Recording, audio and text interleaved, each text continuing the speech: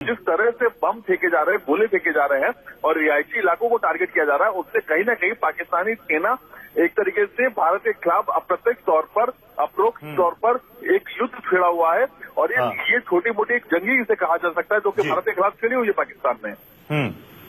राजीव, हम पाकिस्तान के हर चाल का, हर हरकत का हम लगातार मुंहतोड़ जवाब दे रहे हैं, लेकिन लगता है कि शायद अब इससे कुछ बड़ा करने का वक्त आ गया है। प्रशांत जी, आप चूंकि वहां पर मौजूद हैं, हमारी सेना भी मुंहतोड़ जवाब दे रही है, लेकिन लगता है कि शायद अब कुछ बड़ा करने का वक्त आया है। इतने में पाकिस्तान संभल नहीं रहा है, पाकिस्तान को इससे और करारा जवाब चाहिए। जी बिल्कुल, मैं आज पूरे दिन मिडल सेक्टर के जितने भी पोस्ट हैं उसको पूरा मैंने मौका मुआयना किया, फील्ड में गए और हम एलओसी से महज चंद मीटर की दूरी कहेंगे, हम वहां तक गए थे पूरा। और जिस तरह से नुकसान हुआ है उससे साफ जाहिर हो रहा है कि आर्मी अपनी तरफ से हतोत्साहित है और इसीलिए शायद आज तीनों सेनाध्यक्ष जो है प्रधानमंत्री से मिले, उनको पूरी वास्तविक जानकारी दी है। और सेना का आज मूवमेंट पूरी तौर पे हम देखा जाए तो पूरे मिडल सेक्टर में देखने को मिला था। राजौरी से लेके पुंछ तक में पूरा सेना का मूवमेंट है और पूरी तरह से सेना बॉर्डर्स की तरफ जा रही थी, बड़ी बड़ी गाड़ियां जा रही थी। इससे साफ तौर पर दिख रहा था कि सेना दो हाथ करने के मूड में है और शायद यही होगा कि तीनों सेनाध्यक्षों ने आज अपने प्रधानमंत्री को पूरी ब्रीफिंग दी होगी कि किस तरीके के हालात है एलओसी पर और इंटरनेशनल बॉर्डर दोनों पर। जी बिल्कुल, इस वक्त की बड़ी खबर अपने दर्शकों को एक बार फिर से बता दें। कुछ ही मिनट में प्रधानमंत्री नरेंद्र मोदी देश को संबोधित करने वाले हैं। आपको बता दें कि आज तीनों सेना के अध्यक्षों और एनएसए के साथ प्रधानमंत्री की के साथ हुई होगी। आज आप सभी से कुछ विशेष निवेदन करना चाहता हूं। इस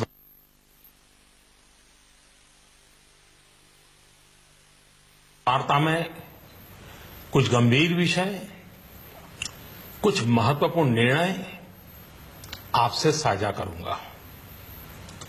आपको ध्यान होगा कि जब आपने 2014 मई में हमें जिम्मेदारी सौंपी थी, तब विश्व की अर्थव्यवस्था में ब्रिक्स के संबंध में यह आम चर्चा थी कि ब्रिक्स में जो आई अक्षर है, जो कि आई अक्षर इंडिया से जुड़ा हुआ है, लोग कहते थे कि ब्रिक्स में जो आई है वो लुढ़क रहा है।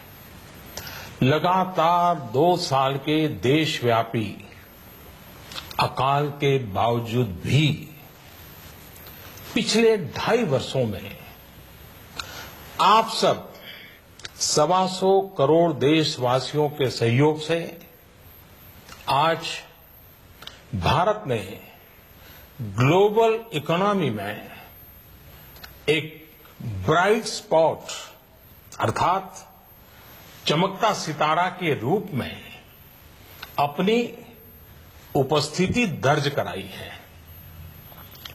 ऐसा नहीं है कि यह दावा हम कर रहे हैं, लेकिन यह आवाज इंटरनेशनल मॉनिटरी फंड आईएमएफ और वर्ल्ड बैंक से गूंज रही है। बहनों भाइयों, विकास की इस दौड़ में हमारा मूल मंत्र रहा है सबका साथ, सबका विकास।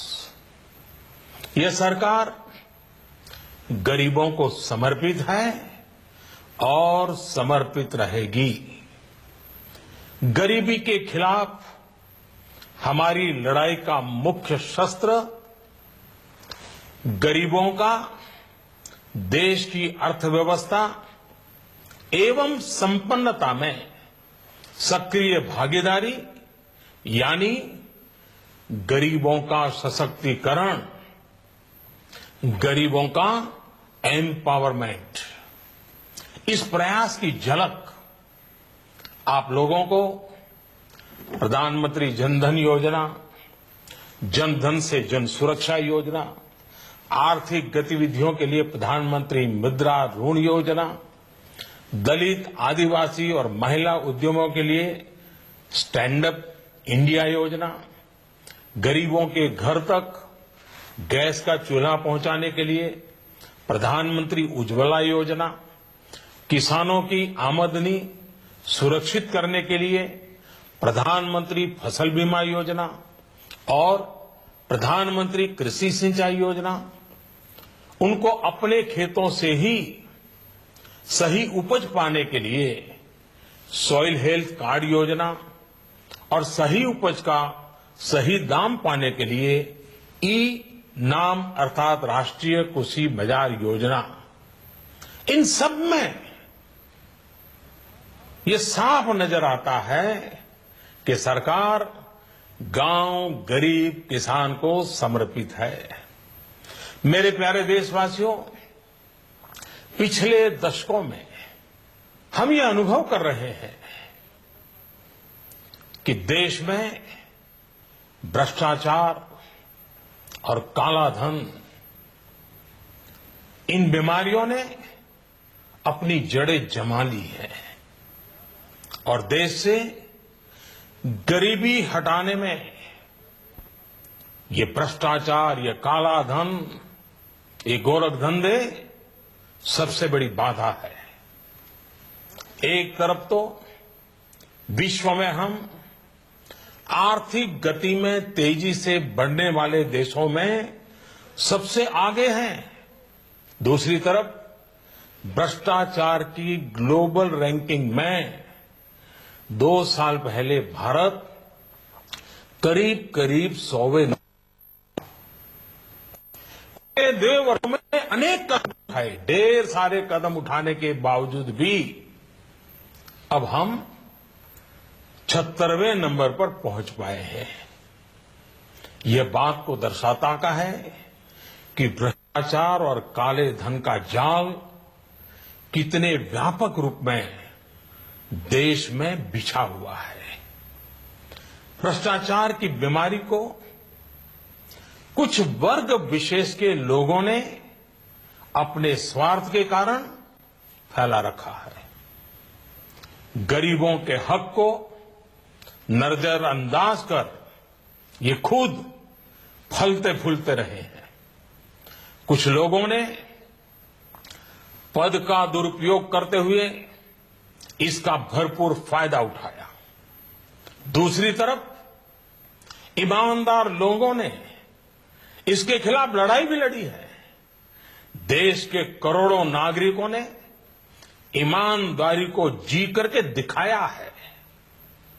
हम प्रायः ये सुनते हैं कि गरीब एक ऑटो ड्राइवर अपनी गाड़ी में छूट गई सोने के आभूषण वाले बैग को उसके असली मालिक को कैसे ढूंढता है और लौटाता है।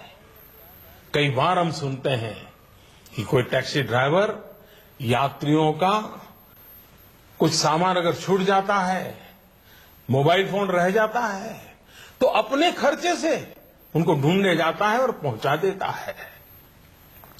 अरे सब्जी बेचने वाला भी, सामान्य दुकानदार भी अगर ग्राहक से गलती से ज्यादा पैसे ले लिए तो उसको भी बुला करके लौटा देता है।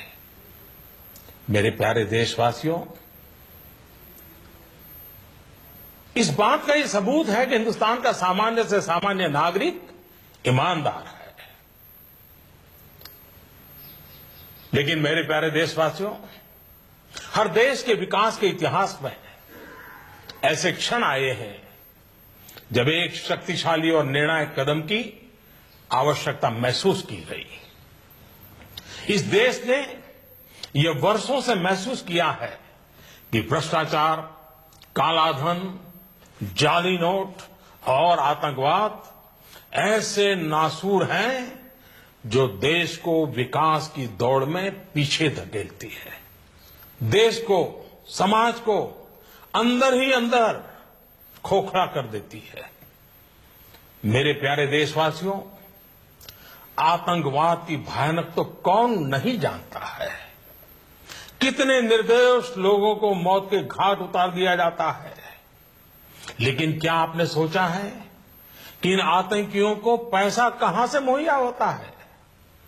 सीमा पार के हमारे शत्रु जाली नोटों के जरिए, नकली नोटों के जरिए अपना धंधा भारत में चलाते हैं और यह सालों से चल रहा है। अनेक बार 500 और